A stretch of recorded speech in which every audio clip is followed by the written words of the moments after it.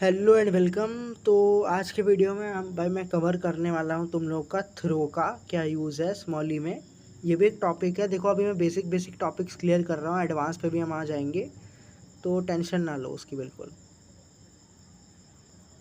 तो भाई एक समझो तुमने कोड लिखा, एग्जांपल मैं ले रहा हूँ, तुमने जावा में कोड लिखा और बेसिकली ऐप बना रहे थे तुम, और उसमें एक कोड था, कुछ भी होगा वो।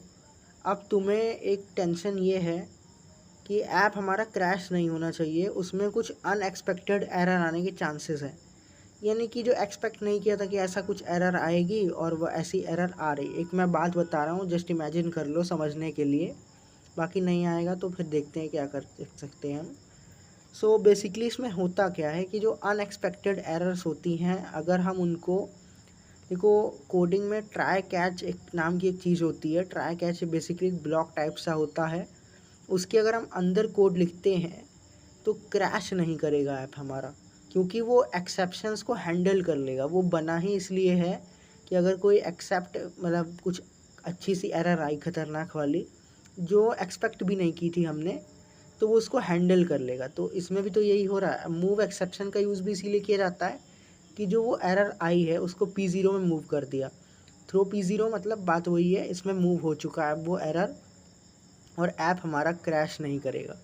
सो बेसिक ये समझ लो कि थ्रो का यूज़ और एक्सेप्शन का यूज़, मूव एक्सेप्शन का यूज़ एरर हैंडलिंग के लिए होता है।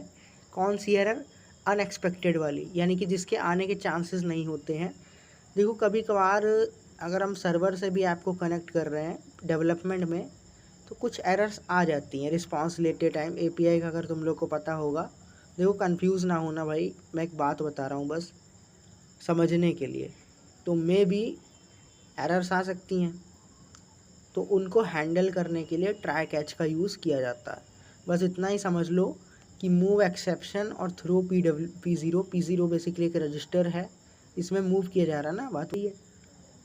तो उसका यूज़ वही है, एरर हैंडलिंग, वो भी कौन सी? एक्सेप्शन वाली, यानी कि अनएक्सपेक्टेड वाली। तो फिलहाल इसमें किसी को डाउट हो तो बता देना, मैं क्लियर कर दूंगा ये वाला भी।